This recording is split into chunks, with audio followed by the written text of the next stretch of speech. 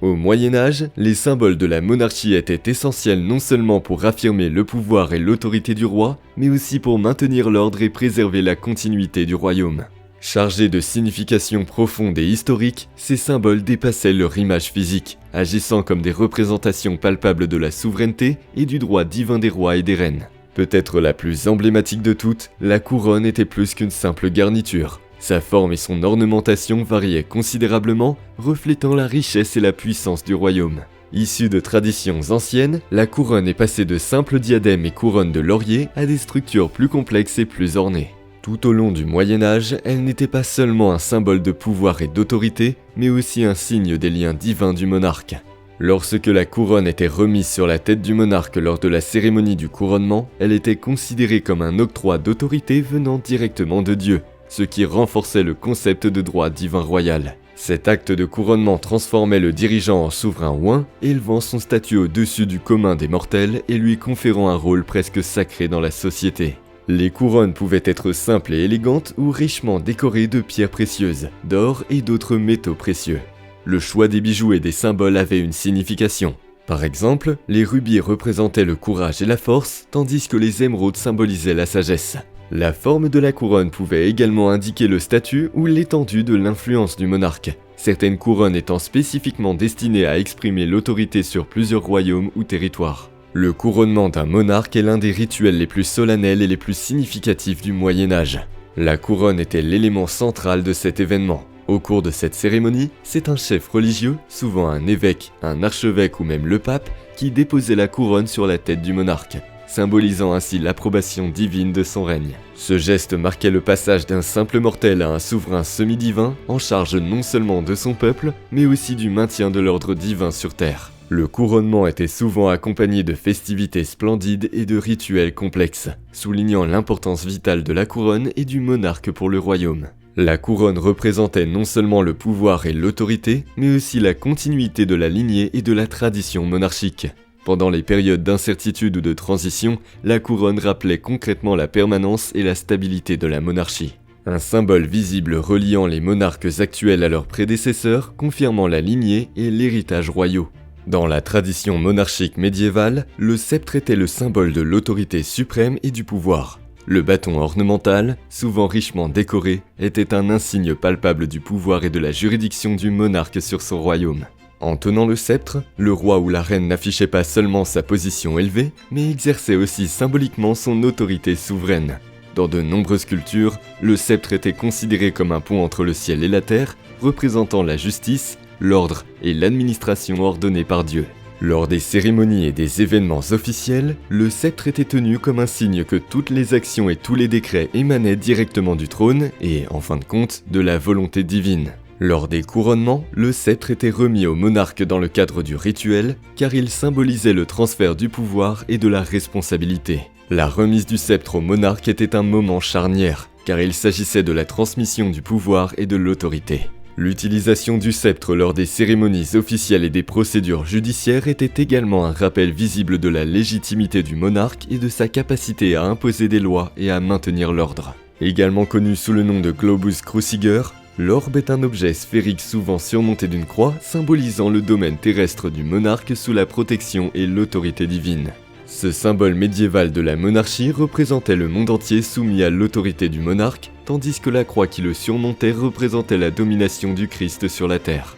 L'orbe était un rappel permanent de la double responsabilité du monarque, en tant que souverain terrestre et en tant que serviteur de Dieu, renforçant la notion que le monarque était un représentant divin sur terre, habilité à gouverner non seulement par droit de naissance, mais aussi par désignation divine.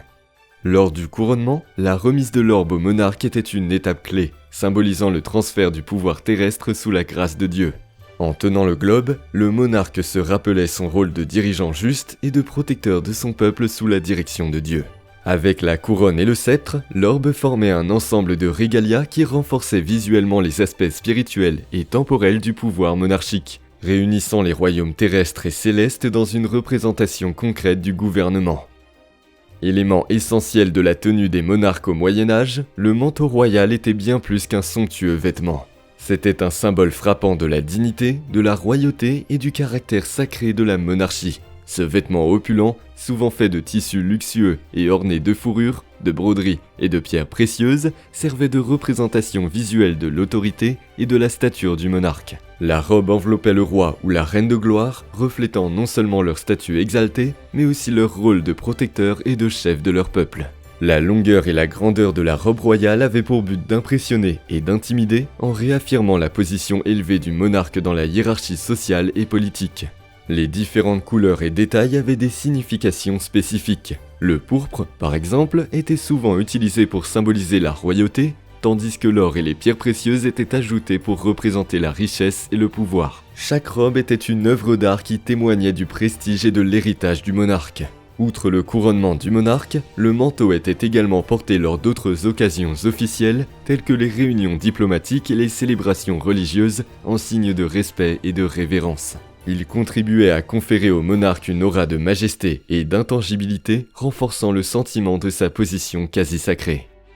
Les armoiries, symboles héraldiques fermement ancrés dans la tradition monarchique médiévale, ont joué un rôle crucial dans la représentation et l'identification des monarques et de leurs familles. Les armoiries étaient principalement utilisées pour distinguer les chevaliers lors des batailles et des tournois, puis sont devenues un symbole complexe d'identité, de lignée et de pouvoir. Les armoiries étaient l'expression visuelle de l'histoire de la monarchie, de ses réalisations et des valeurs de la famille royale.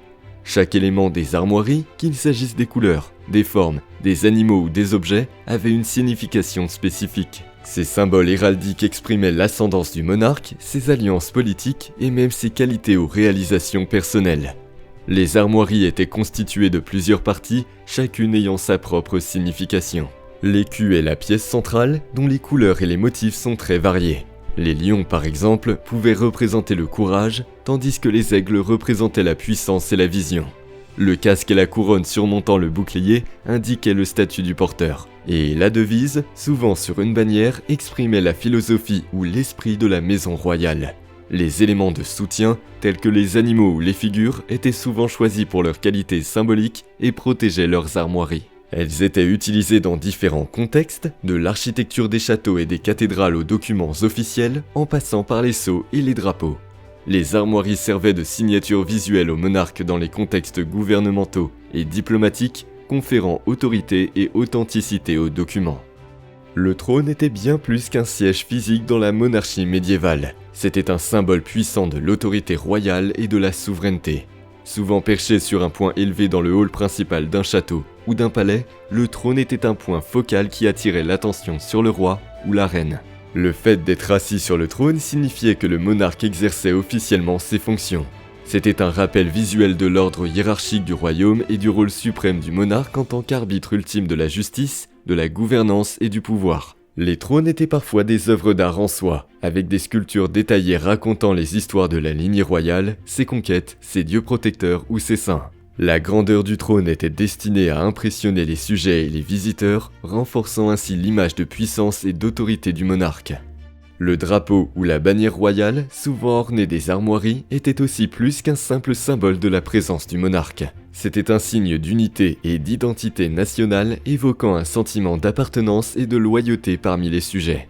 Quel que soit l'endroit où il flottait, le drapeau était un rappel permanent de l'étendue et de la continuité du pouvoir royal. Les symboles présentés dans cette vidéo, avec leur multitude de significations et d'histoires, ont non seulement renforcé l'autorité du monarque, mais ont également servi de lien vivant entre le passé et le présent, rappelant au sujet la tradition et l'héritage durable de la monarchie.